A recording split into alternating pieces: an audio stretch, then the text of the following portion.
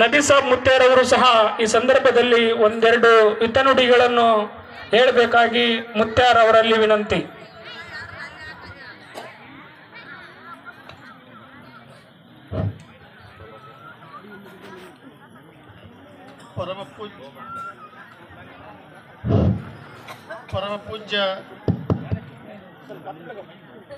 ಪರಮ ಪೂಜ್ಯ ಹಜರತ್ ಸೈಯದ್ ಗಫೂರ್ ತಾತ್ನವರ ಪಾದಾರವಿಂದಗಳಲ್ಲಿ ನಮಿಸಿ ಈ ಸ್ಟೇಜಿನ ಮೇಲೆ ಆಸೀನರಾದಂಥ ಸರ್ವ ಗುರುಗಳಿಗೆ ಮನ್ನಿಸಿ ಎಲ್ಲ ಶರಣರಿಗೆ ಶರಣಾರವಿಂದಗಳು ಹೇಳಿ ನನ್ನೆರಡು ಮಾತುಗಳನ್ನು ಹೇಳಬಯಸುತ್ತೇನೆ. ಈ ಗಫೂರ್ ತಾತ್ನವ್ರು ನಮ್ಮ ಪರಿಚಯ ಆಗ್ಬೇಕಾದ್ರೆ ನಮ್ಮ ಮೂಲ ಯೂಟ್ಯೂಬಿನಾಗ ನೋಡಿದ್ದೀವಿ ರೀ. ನಾವು ಮುಖ್ಯವಾದದ್ದು ನಮಗೇನು ಈ ಭಾಗದ್ದು ಗೊತ್ತಿದ್ದಿಲ್ಲ. ನಮ್ಮದು ಬೆಳಗಾವಿ ಜಿಲ್ಲಾ ಬಿಜಾಪುರದಿಂದ 70 ಕಿಲೋಮೀಟ್ರ್ ನಮ್ಮ ಊರು ರೀ. ನಮ್ಮಲ್ಲಿ ಅಬ್ಬಾಸ್ ಅಲಿ ತಾತನ ಮೊಹರಂ ಭಾಳ ವಿಜೃಂಭಣೆಯಿಂದ ಮಾಡ್ತೀವಿ ನಾವು. ಇಲ್ಲಿ ಅಬ್ಬಾಸ್ ಅಲಿ ಪಂಜೆದ ಬಂಗಾರದ ಮಾಡ್ಸ್ಯಾರ ಅಂದ ಕೂಡಲೇ ನೋಡ್ಲಿಕ್ಕೆ ಅಂತ ನಾ ಬಂದಿದ್ದೆ ಇಲ್ಲಿಗೆ. ಇಲ್ಲಿ ಬರೋದ್ರೊಳಗೆ ನನಗೆ ಕಂಡದ್ದು ನಾ ಬಂದದ್ದು ಒಂದು ಬೇರೆ, ಇಲ್ಲಿ ಕಂಡದ್ದು ಒಂದು ಬೇರೆ. ಯಾಕಂದ್ರೆ ಇದು ಅಳ್ಕೋತ ಬಂದವ್ರನ್ನ ಕಣ್ಣೀರು ಒರೆಸಿ ಉಣಿಸಿ ತಿನ್ನಿಸಿ ನಗಿಸುತ್ತ ಕಳಿಸುವಂಥ ಸ್ಥಾನ. ಅವ್ರನ್ನ ಪಡೆದದ್ದು ಈ ನಮ್ಮ ಗೋನವಾರ ಗ್ರಾಮದವರು ದೊಡ್ಡ ಪುಣ್ಯವಂತರು. ಅಂಥ ಶಿಷ್ಯರನ್ನು ಪಡೆದದ್ದು ಅಪ್ಪ ಅವರು ಪುಣ್ಯವಂತರು. ಇವರಿಬ್ಬರು ನೋಡು ನಮ್ಮಂಥ ಬಂದವರು ನಾವು ಭಾಳ ಪುಣ್ಯವಂತರು. ಯಾಕಂದ್ರೆ ನಾ ಮೊನ್ನೆ ಬಂದು ಊರಿಗೆ ಹೋದ ನಂತರ ಕೆಲವೊಂದು ಘಟನಾ ಅದು ನಮ್ಮಲ್ಲಿ. ನನಗೇ ಒಂದು ಘಟನಾ ಆದದ್ದು ಹೇಳ್ತೇನೆ ರೀ. ಅವರೊಂದು ಪುಸ್ತಕ ಬರೆದಾರ, ಇವು 108 ನಾಮಾವಳಿದು. ಅದು ಗುರು ಮಾಡುವಂಥ ಪವಾಡ. ನಾ ಹೇಳ್ತಂದ್ರೆ ಸುಳ್ಳೇನು ಹೇಳೋದಿಲ್ಲ. ನಾನು ಒಬ್ಬ ಸಣ್ಣ ಕವಿಗಾರ ಇದ್ದನು. 77ನೇ ಸಾಲಿನಾಗ ಕನ್ನಡ ಅಂತ ಬರ್ತಿತ್ತು. ಕರ್ನಾಟಕ, ಆಂಧ್ರ, ಮಹಾರಾಷ್ಟ್ರ, ಮುಂದೆ ತೆಲಂಗಾಣ ಅಂತ ಬರ್ದೈತೆ ಅದು. ಅದನ್ನು ನಾವು 8 ದಿವಸ ಸತತವಾಗಿ ದಿನ ಪಾರಾಯಣ ಮಾಡ್ತಿದ್ನಿ. ಕನ್ನಡ ಅಂತ ಇತ್ತದ್ರಾಗ. ನಾ ಸ್ವತಃ ಓದಿದ್ದು ಕನ್ನಡ ಬರ್ತಿತ್ತು. ಇದು ಕರ್ನಾಟಕ ಮಾಡ್ಬೇಕಾಗಿತ್ತು. ಅಪ್ಪ ಅವ್ರು ಯಾಕೆ ಮಾಡಿಲ್ಲ ಅಂತ ನಾನು ತಲೆಯಾಗ ಬರ್ತಿತ್ತು. ಅದು ಬಂದ್ರೂ ಗುರು ಹಾಕಿದಂಗೆ ಓದ್ಬೇಕು, ಅದನ್ನು ತಿದ್ದಕ್ಕೆ ಹೋಗ್ಬಾರ್ದು ಅಂತ ಹೇಳಿ ಹಂಗೆ ಓದ್ತಿದ್ದೀನಿ ನಾನು. ಮೊನ್ನೆ ಬುಧವಾರ ದಿವಸ ಕರೆಕ್ಟ್ ಮುಂಜಾನೆ ನಾವು ಪಾರಾಯಣ ಮಾಡೋ ಟೈಮ್ದಾಗ ಅದು ಕರ್ನಾಟಕ ಅಂತ ಇತ್ತು ಅಲ್ಲಿ. ಆಗ ನಾನು ನಮ್ಮ ಸ್ವಾಮಿಯವ್ರಿಗೆ ಫೋನ್ ಮಾಡಿದ್ನಿ, ವೀರಭದ್ರ ಸ್ವಾಮಿಗೆ. ಇಲ್ಲ ನನಗೆ ಹಿಂಗಾತು ಅಂದೆ. ಇಲ್ರಿಪ್ಪ ರೀ ಅದು ಹಂಗೆ ಐತೆ ಅಂದ್ರೆ. ಇಲ್ಲ ನನಗೇನು ದಿಶಾಭೂಲು ಆಗಿಲ್ಲ, ನಾನು ಯಾವ ಚಿಂತೆ ಒಳಗೂ ಇಲ್ಲ, ಕರೆಕ್ಟ್ ಓದ್ಲಕ್ಕಾಗಿ ಹಂಗಿತ್ತು. ನಾ ಪ್ರತಿಯೊಂದು ಅಕ್ಷರ ಸೋಸು ಪದ್ಧತಿ ಭಾಳ ಮಾಡ್ತಿದ್ನಿ. ಇನ್ನು ಮುಂದೆ ಹಂಗೆ ಮಾಡಬೇಡಪ್ಪ, ಗುರು ಕೊಟ್ಟಂಥದನ್ನು ಓದ್ಕೊತ ಹೋಗಂದಂಗೆ ನನಗೊಂದು ಅನುಭವ ಆಗಿ ಬರ್ತದೆ ಮನುಷ್ಯಗೆ. ಯಾಕಂದ್ರೆ ಈ ಪ್ರತಿಯೊಂದು ವಿಷಯ ಸೋಸ್ತಿದ್ನಿ ನಾನು. ಒಂದು ಅಕ್ಷರ ಹೆಚ್ಚು ಕಮ್ಮಿ ಅದನ್ನ ಪ್ರತಿಯೊಂದು ಸೋಸಿ ಪ್ರತಿಯೊಂದಕ್ಕೆ ತಪ್ಪು ಹಿಡಿತಿದ್ನಿ. ನಾ ಕವಿ ಮಾಡೋದು, ಸವಾಲು ಜವಾಬ್ ಹಾಡ ಮಾಡೋದು, ಇದೊಂದು ನನ್ನ ನಾದಿತ್ತು ನನ್ನ ತಲೆಯೊಳಗೆ. ತಪ್ಪು ಹಿಡಿದು ತಪ್ಪು ಕೇಳೋದಿತ್ತು. ಆ ನಂತರ ನನಗೆ ಹಿಂಗೆ ಮಾಡಬೇಡ ನೀವು ಮುಂದೆ ಅಂಥೇಳಿ ಇವರೊಂದು ನನಗೆ ಗುರುಗಳದೊಂದು ಅನುಭವ ಆಗ್ತದೆ. ಯಾಕಂದ್ರೆ ನಾನು ಒಂದು ಪರಂಪರೆ ಒಳಗಿದ್ದು, ಒಂದು ದರ್ಗಾದ ಪೂಜಾರಿ, ಒಂದು ಮಸೂತಿ ಹಕ್ಕಿನವರೆಲ್ಲ ಇದ್ದು, ನಮ್ಮ ಊರಿಗೆ ಬಂದ ಜನಕ್ಕೆ ಭಾಳ ನನ್ನಿಂದ ಪೆಟ್ಟಾಗ್ತಿತ್ತು. ಕಲಾಕಾರರಿಗೆ ಯಾರಾದರೂ ಕಲಾಕಾರ ಬಂದ್ರೆ ನಮ್ಮ ಮನೆಗೆ ಬಂದು ನಮ್ಮ ಕೈ ಮುಗಿದ ಹೋಗಬೇಕು, ಇಲ್ಲ ಅವ್ರನ್ನ ಕಟ್ಟಿ ಬಿಡ್ತಿದ್ವಿ ಅಲ್ಲಿ. ಇದು ಸ್ವಂತ ನಾ ಮಾಡಿದ್ದು, ನಾ ಭಾಳ ತಪ್ಪು ಮಾಡಿನದನ. ಆ ತಪ್ಪು ತಿದ್ಲಾಗ ಅಪ್ಪ ಅವ್ರು ನನಗೆ ಹಿಂಗೆ ಪವಾಡ ಮಾಡಿ ತೋರಿಸ್ಯಾರ. ಅಲ್ಲೇನು ಕರ್ನಾಟಕ ಇದ್ದದ್ದು ಕನ್ನಡ ಇತ್ತು 10 ದಿವಸ ತನ. 10ನೇ ದಿವಸಕ್ಕೆ ಕರ್ನಾಟಕ ಆಯ್ತು. ಆವತ್ತು ಈ ಸವಾಲು ಬೇಡ, ಜವಾಬ್ ಬೇಡ, ಯಾರನ್ನ ಬೈದು ಬೇಡ, ಇದ್ದದ್ದು ಒಂದು ಶುದ್ಧ ಒಂದು ಗುರುವಿನ ಪಾದಕ್ಕೆ ಹೋಗುದು ಅಂತೇಳಿ ಚಾಲು ಮಾಡಿ. ಇನ್ನೊಂದು ವಿಷಯ ನಿಮಗೆ ಹೇಳ್ಬೇಕಾದ್ರೆ, ಇಲ್ಲಿ ಅಪ್ಪ ಅವರ ಪದ್ಧತಿ ನಾನು ನೋಡಿದ್ದು, ನಾನು ಈ ಕಡೆ ಹಿಮಾಚಲ ಪ್ರದೇಶ ತನಕ ಹೋಗ್ತೀನಿ ರೀ.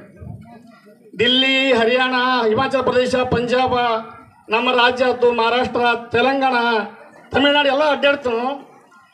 ನನಗೆ ದೀಕ್ಷಾ ಕೊಟ್ಟ ಗುರುಗಳು ಗದಗಿನವರು, ಡಾಕ್ಟರ್ ಎಂ ವೀರಭದ್ರಪ್ಪನವರು ಅಂತೇಳಿ.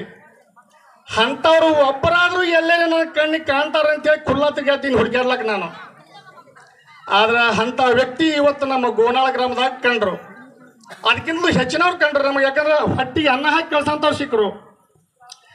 ಆ ಟೈಮ್ದಾಗ ನಾನು ಗದಗಿ ದೀಕ್ಷಾ ತೊಗೊಳಕ್ಕೆ ಹೋದಾಗ ಅವರು ನನಗೆ ಫೋನ್ ಇದು ಲೆಟ್ರ್ ಮುಖಾಂತರ ಹೇಳಿದ್ರು. ಅವ್ರು ನನಗೆ ಒಂದು ಟಪಾಲ್ದಾಗ, ನೀವು 4 ಮಂದಿ ಅಂತ ಮಾಡಿದಿರಿಪ್ಪ, ನೀ 3ನೇ ನಂಬರ್ದಾಗ ಓದಿ, ನಿಂದು ವರ್ಷಕ್ಕೆ ರಾಶಿ ಐತಿ, ನಿನಗೆ ದೀಕ್ಷಾ ಬೇಕಾಗೈತಿ, ನಾನು ನಿನ್ನ ಗಂಡ ಹಾಕೋನು, ನೀ ಬಾ ಅಂತ ಹೇಳಿದ್ರು. ಇನ್ನೂ ನನ್ನ ಮೇಲೆ ಲೆಟ್ರ್ ಐತಿ, ನನ್ನ ಮನೆ ಬರೆದವ್ರು. ಅಂಥವ್ರು ನನಗೆ 2 ವರ್ಷ ದೀಕ್ಷಾ ಕೊಟ್ಟು 2 ವರ್ಷನಾಗ ಅವರು ಲಿಂಗೈಕ್ಯ ಆದ್ರೆ. ಮುಂದೇನೋ ಕೆಲವೊಂದು ಆಶಯಗಳು ಇತ್ತು, ಈಡೇಲಿಲ್ಲ. ಉಳಿದ ಟೈಮ್ದಾಗ ಅಲ್ಲಿದಿಂದ ಇಲ್ಲಿವರೆಗೆ ಅಡ್ಡಾಡ್ಕೊತಿದ್ನಿ. ಇವತ್ತು ನನಗೆ ಅದು ಸಿಕ್ಕಿತ್ತು. ಈ ಚಿರತಾಪಲ್ಲಿ ಗ್ರಾಮೊಳಗೆ ಈ ಗಬ್ಬರು ತಾತನವರು ಆ ಗೋನಾಳಕ್ಕೆ ಬಂದ ದಿವಸ ಮುಕ್ತ ಆಗ್ಬಿಟ್ಟದ ನಂದೆಲ್ಲ ವಿಷಯನ ಮುಕ್ತ ಆಗಿ ಹೋಗಿದ್ದೆಲ್ಲ ಏನು ಬಾಕಿ ಉಳಿದಿಲ್ಲ ಬಾಕಿ ನಾ ಇನ್ನು ಮಾತಾಡೋದು ಅವ್ರ ಕಾಲು ಬಿಡೋದು ಹೋಗೋದು ಇಷ್ಟ ಐತಿ. ಅವ್ರು ಹೆಂಗೆ ಸೇವಾ ಮಾಡ್ತಾರಂದ್ರೆ ನನಗೊಂದು ಉದಾಹರಣೆ ನೆನಪಾಗೈತಿ. ಈ ನಮ್ಮ 17ನೇ ಶತಮಾನಕ್ಕೆ ಬಸವಣ್ಣರ ಕಾಲದಾಗ ಲಾತೂರ್ ಜಿಲ್ಲಾದಾಗ ಅಲ್ಲೊಂದು ಉರಿಲಿಂಗ ದೇವರ ಮಠ ಐತ್ರಿ, ವಿರಕ್ತ ಮಠ. ಆ ಮಠದ ಸ್ವಾಮಿಗಳು ಅದು ವಿರಕ್ತ ಮಠಕ್ಕೆ ಇದ್ದಾಗ ಊರಿಗೊಬ್ಬ ತುಡುಕ್ ಬಂದಿದ್ದ ಆಂಧ್ರದಿಂದ ಪೆದ್ದ ಅಂತೇಳಿ. ದಿನಾತ್ರಿ 15 ದಿವಸ ಆದರೂ ಎಲ್ಲಿ ತುಡುಕ್ ಸಿಗಲಿಲ್ಲ. ಒಂದು ದಿವಸ ನಂದವಾಡಿಗೆ ಗ್ರಾಮಕ್ಕೆ ಹೋಗಿ ಗೌಡ್ರ ಮನೆ ನೋಡಿ ಬಂದು ನಾವು ತುಡಿಗೆ ಹೋಗ್ಲಾಕ ಆಯಿತು. ಈ ಮನ್ಯಾಗ ಏನು ಬಂಗಾರ ಬೆಳೆ ಇರಬೇಕು, ಇವತ್ತು ರಾತ್ರಿ ತುಡಿಗೆ ಬರ್ಬೇಕಂತ ಹೇಳಿ ಅಲ್ಲಿ ತುಡಿಗೆ ಹೋದವ. ಆ ದಿವಸ ಉರಿಲಿಂಗ ದೇವರು ಗೌಡ್ರ ಮಗ ಲಿಂಗ ದೀಕ್ಷಾ ಕೊಡೋಕೆ ಕಾರ್ಯಕ್ರಮ ಇಟ್ಕೊಂಡಿದ್ರು. ಅವ್ರು ಇವು ತುಡುಗು ಮಾರ್ಬೇಕೈತಿ, ಯಾವ ಕೋಲ್ಯಾಗ ಬೆಳೆ ಬಂಗಾರ ಐತೆ ತಿಳಿದಿದ್ದ ಆ ಕೋಲ್ಯಾಗ ಇವ್ರು ಸ್ವಾಮಿಗಳು ದೀಕ್ಷಾ ಕೊಡತ್ತಾರ. ಇವು ತುಡುಗು ಮಾಡ್ಬೇಕಾದ್ರೆ ಗುಣ ಆವಾಜ್ ಕೆಲಸ ಆಗ್ತೈತಿ.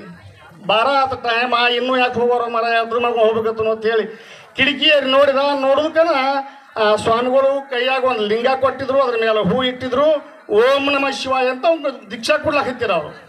11 ಸರಿ ಅನಿಸ್ತಾರ ಆ ರೀತಿ. ಅದ್ರೇನು ನೋಡ್ತಾ ತುಡುಗು ನೋಡಿದ, ನಾನು ಹಿಂಗೆ ಮಾಡ್ಕೋಬೇಕಲ್ಲ ಅಂತೇಳಿ ಅವ್ನು ತಲೆಯಾಗ ಬಂತು. ಆ ತುಡುಗು ಮರ್ತುಬಿಟ್ಟವ್. ಮರ್ತವನು ಸ್ವಾಮಿಗಳ ಗಾಡಿ ಹಿಂಬಾಲಿಸ್ಕೊತ ಲಾತೂರಿಗೆ ಬಂದ ಮಠದಾಗ ಹೊರಗಿನ ಬಾಜು ವಸ್ತಿ ಮಾಡ್ದ. ಮುಂಜಾನೆ ಎದ್ದು ಕೂಡಲೇ ಮಠದಾಗ ಹೋಗಿ ಸ್ವಾಮಿಗಳಿಗೆ ಭೇಟಿಯಾದ ಕಾಲು ಬಿದ್ದ. ಅಪ್ಪಾರ ರಾತ್ರಿ ಗೌಡ್ರಿಗೆ ಏನು ಕೊಟ್ಟಿದ್ದಿ ಅಂತ ನಾನು ಕೂಡ್ರಿ ಅಂದವ. ಯಾಕಂದ್ರೆ ಅವ್ನು ಲಿಂಗ ಪೂಜೆನೂ ಗೊತ್ತಿಲ್ಲ, ಅದು ಏನೂ ಗೊತ್ತಿಲ್ಲ. ಅವ್ನು ಹಂಗೆ ಮಾಡ್ಕೋಬೇಕು ಅಂದ್ರೆ ಆಸೆ ಆಗಿಬಿಟ್ಟಿದ್ದ ಅವನು. ಅವ್ರಂದ್ರು ಇನ್ನು ಇವಂಗೆ ಇದನ್ನು ಕೊಟ್ಟಿವಂದ್ರೆ ಇವ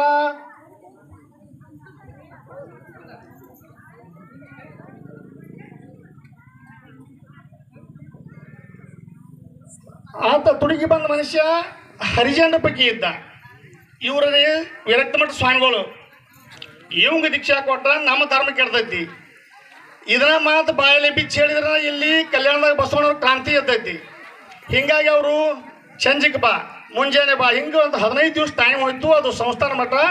ಆ ಮಠದೊಳಗೆ ಅವ್ನು ಕಡಿಯೋದು, ದನ ಮೇಯಿಸೋದು ಮಾಡೋದು. ಮತ್ತು ಬಂದು ಅಪ್ಪರ ಅವ್ನು ಕೊಟ್ಟದನ್ನು ಕೂಡ್ರಿ ನಾವು ಸಂಜೆಗೆ ಬಾ. ನಾವು 15 ದಿವಸ ಆದ್ಮೇಲೆ ಕೊನೆಗೆ ಬಂದವರು ಸಿಟ್ಟಿಗೆ ಬಂದ ಸ್ವಾಮಿಗಳು ಏನು ಮಾಡ್ರು, ಬಾಜುಕ್ ಒಂದು ಕಲ್ಲು ಇತ್ತವ್ರು ಅಂತೇಳಿ ಘೇದಗಡಿ ಜಾತ ಒಂದು ಕಲ್ಲ ಒಗೆದು ಬಿಟ್ರು. ಅವ್ನು ಜೋರ್ಲಿ ಅವರು ಒಗೆದು ಕೂಡಲಿ ಅವ ಕಲ್ಲ ಕೈಯಾಗ ಹಿಡ್ದ ಏನಂದ, ನನಗೆ ಸ್ವಾಮಿಗಳು 15 ದಿವಸ ಕಾಡೋರಾಕ ಅವ್ಗೊಂದು ಸಣ್ಣದ ಅಡಿಕೆ ಅಂತ ಕತ್ತು ಕೊಟ್ಟಿರ ಕಲ್ಲ, ನನಗೊಂದು 2 ಕಿಲೋ ಕಲ್ಲು ಕೊಟ್ಟಾರ, ಭಾಳ ಚಲೋ ಆತಂದ.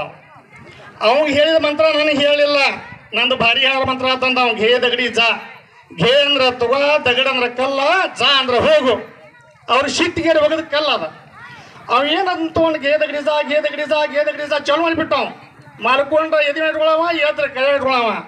6 ತಿಂಗಳದಾಗ ಅವ್ ತ್ರಿಕಾಲ ಜ್ಞಾನ ಆಗಿಬಿಟ್ರೆ. ಅವ್ ತ್ರಿಕಾಲ ಜ್ಞಾನ ಆತು, ಅಪ್ಪಗಳಿಗೆ ವಯಸ್ಸಾತು, ಇಲ್ಲಿ ಪೀಠಾಧಿಪತಿನ ಹುಡುಕಾಡ್ಬೇಕಾತು. ಪೂಜಾ ಕೂತು ನೋಡಿದ್ರನ ಅವನ ಕಣ್ಣಾಗ ಪೆದ್ದೇನ ಕಾಣಪ್ಪ ಅಂತ ಪೆದ್ದೇನ ಹೋಗ್ಬೇಕಾದ್ರೆ ಪೆದ್ದ ಇವ ಬೆಸ್ಸಿ ಮನುಷ್ಯ. ಅವರು ಉಜ್ಜಯಿನಿ ಪೀಠ ಕಟ್ಟ ಬರಬಾರ್ದ್ರು. ನಾನು ವಯಸ್ಸಾಗಿದ್ರಿ ಪೀಠಾಧಿಪತಿ ಮಾಡ್ಬೇಕು ಸಮಸ್ಯೆ ಮಾಡ್ತೀನಿ, ನೀವು ಬರ್ರಿ. ಆಗ ಉಜ್ಜಯಿನಿ ಪೀಠದಿಂದ ಅವ್ರು ಗಾಡಿ ತೊಗೊಂಡು ಬಂದವ್ರ ಅವರು ಪೂಜೆ ಕೂತ ನೋಡ್ಕೊಂಡ್ರು. ಈಗಿನವರು 4 ಮಂದಿನ ಕೂಡಿಸಿ ಕೇಳ್ತೀರಿ. ಆಗಿನವ್ರ ಅಪ್ಪಗಳು ಪೂಜೆ ಕೂತಾಗ ಅವ್ರ ದರ್ಶನ ಆಗ್ತಿತ್ತವ್ರಿಗೆ. ಅವರು ಪೂಜೆ ಕೂತ ನೋಡಿಗೆ ಪೆದ್ದೈನ ಕಾಣಾಯ್ತು ಅವ್ರ ಕಣ್ಣಾಗ. ಅವ್ರಂದ್ರು ಈ ಪೆದ್ದೈನ ಮಾಡ್ರಿ ಅಂತಂದ್ರು.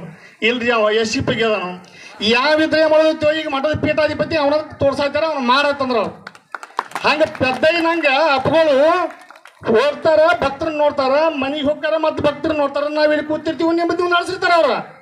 ಆ ಪೆದ್ದೈನಂಗೆ ಅವ್ರ ಒಟ್ಟು ಭಕ್ತರನ್ನ ಬಿಟ್ಟು ಇನ್ನೊಂದು ಧ್ಯಾಸ ಇಲ್ಲ ಅವ್ರಿಗೆ. ಈ ಕಾರ್ಯಕ್ರಮ ಮಾಡ್ಕೊಳ್ಳೋದು ನಾವು ನೀವು ಕೂಡ ನಡೆಸೋದು. ಆದರೆ ಈ ಹೆಚ್ಚು ಕಮ್ಮಿ ಈ ಭಾಗದೊಳಗೆ ಅವ್ರು ಯಾಕಿಲ್ಲ ಅಂದ್ರೆ ಅವ್ರು ಒಂದೇ ಒಂದು ಕಾರ್ಯಕ್ರಮ ಮಾಡಿಬಿಟ್ಟಾರ. ಅವ್ರು ಪರರ ನೋವು ನಲಿಗಳನ್ನು ಕೇಳೋದು, ಪರಿಹಾರ ಮಾಡೋದು.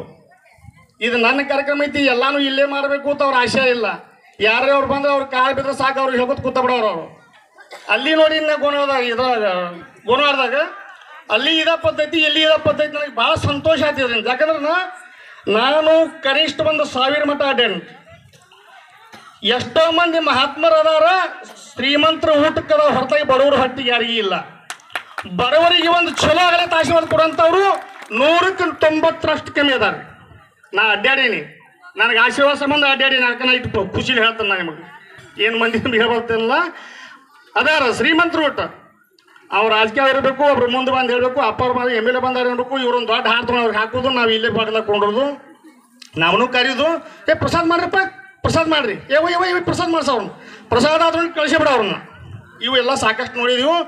ಅದು ಒಂದು ಭಾವನೆ, ಬಡವು ಬದುಕಬೇಕಾದ್ರೆ ಇವತ್ತು ನಮ್ಮ ಗೋರ್ವಾರ ತಾತನವ್ರು ಬಿಟ್ಟರೆ ನಮ್ಮ ಕರ್ನಾಟಕದೊಳಗೆ ಯಾರೂ ಇಲ್ಲ. ಇದು ಒಂದು ಅತಿ ಸಂತೋಷದಿಂದ ಹೇಳ್ತೀನಿ ನಿಮ್ಗೆ ನಾ ಇಲ್ಲಿ. ಇದು ಹಿಂಗೆ ಪರಂಪರೆ ಬೆಳೆಸ್ಕೊಂಡು ಹೋಗ್ರಿ. ಗೋರ್ವಾರ ಗ್ರಾಮದವರು ಅತಿ ನನಗೆ ಸಂತೋಷ ಆತ. ಅವತ್ತು ರಾತ್ರಿ ಮಾಡೋದು ನೋಡಿ, ಸಣ್ಣ ಸಣ್ಣ ಮಕ್ಳು ಬಂದು ನೀರು ಕುಡ್ತಿದ್ರು. ದೊಡ್ಡವ್ರಂತೂ ನಿಧಿ ಕಾಯಿಲಿ, ಸಣ್ಣ ಮಕ್ಕಳು ಮಾಡ್ತಿದ್ರು. ನಾ ಅವತ್ತ ಮಾತಾಡಿ ಏನಪ್ಪ ಇದ ತಂದೀವು 30 ವರ್ಷ ಆತೈತಿ ಹೇಳೋರು. ಪ್ರತಿ ವಾರಕ್ಕೊಮ್ಮೆ ತಮ್ಮ ಮನೆ ಕೆಲಸ ಬಿಟ್ಟು ಮಾಡ್ತಾರಂದ್ರೆ ಇದು ನಾವು ಏನೂ ತೂಕ ಮಾಡ್ಲಕ್ಕಬಾರ್ದಂಥ ವಿಷಯ. ಇದು ತೂಕ ಮಾಡೋ ವಿಷಯ ಅಲ್ಲ. ಅದು ಏನೋ ಅಭ್ಯಾಸಲಿಗೆ ಗೊತ್ತಿಲ್ಲ, ನಮಗೇನೂ ಗೊತ್ತಿಲ್ಲ. ಅದನ್ನು ಗೊತ್ತು ಮಾಡ್ಕೊಳಕ್ಕೆ ಹೋದ್ರನ್ನ ಪೆಟ್ಟ ಹಾಕೈತೆ ಹೊರತಾಗಿ ಚಲೋ ಆಗೋದಿಲ್ಲ. ಅದನ್ನು ಗೊತ್ತು ಮಾಡ್ಕೊಳ್ಳೋದು ಬೇಡ. ಇಂಥ ಗುರುವಿನ ಪಡೆದು ನೀವು ಧನ್ಯರಲ್ಲ, ಅವರು ನಿಮ್ಮಿಂದ ನಾವು ನೋಡ್ಲಕ್ಕೆ ಬಂದವ್ರು ನಾವು ಧನ್ಯರಾಗಿದ್ದೀವಿ. ಇನ್ನೂ ನಮ್ಮಂಥವ್ರು ಸಾವಿರಾರು ಜನ ಬಂದು ಅವರ ಸೇವಾ ಮಾಡಿ ಅವರಿಂದ ಉದ್ಧಾರ ಆಗಲಿ ಅಂತ ಹೇಳಿ ಬೇಕೋತ ಈ ನನ್ನ ಮಾತಿಗೆ ವಿರಾಮ ಹೇಳ್ತೀನಿ. ಜೈ ಕರ್ನಾಟಕ. ಪಂಥ, ಭಾಷೆ, ಧರ್ಮ, ಮೇಲು ಕೀಳು, ಬಡವ ಬಲ್ಲಿದ ನೆನ್ನದೆ ಸರ್ವರೊಳಗೆ ತಾನು ಎಲ್ಲರನ್ನೂ ಒಂದೇ ದೃಷ್ಟಿಯಿಂದ ನೋಡುವ ಗುರುವರು ಯಾರೆಂದರೆ ಅದು ನಮ್ಮ ಗೋನ್ವಾರ್ ಎಂಬ ಪುಣ್ಯಕ್ಷೇತ್ರದ ಸರ್ವ ಜನಾಂಗದ ಶಾಂತಿಯ ತೋಟವನ್ನಾಗಿ ಗೋನ್ವಾರ ಪುಣ್ಯಕ್ಷೇತ್ರವನ್ನು ಮಾಡಿ ಸರ್ವಧರ್ಮ ಭಾವೈಕ್ಯತೆಯ ಸುಕ್ಷೇತ್ರವನ್ನು ಚಿರ್ತಪಲ್ಲಿ ಎಂಬ ಸುಕ್ಷೇತ್ರವನ್ನಾಗಿ ಮಾಡಿರತಕ್ಕಂಥ ಕೀರ್ತಿ ಪರಮ ಪೂಜಾ ಗುರುವರೆಯರಿಗೆ ಸಲ್ಲುತ್ತದೆ ಎಂಬ ಹಿತನುಡಿಗಳು ಹೇಳಿರ್ತಕ್ಕಂಥ ಮುತ್ಯಾರವರಿಗೆ ತುಂಬು ಹೃದಯದ ಅಭಿನಂದನೆಗಳು.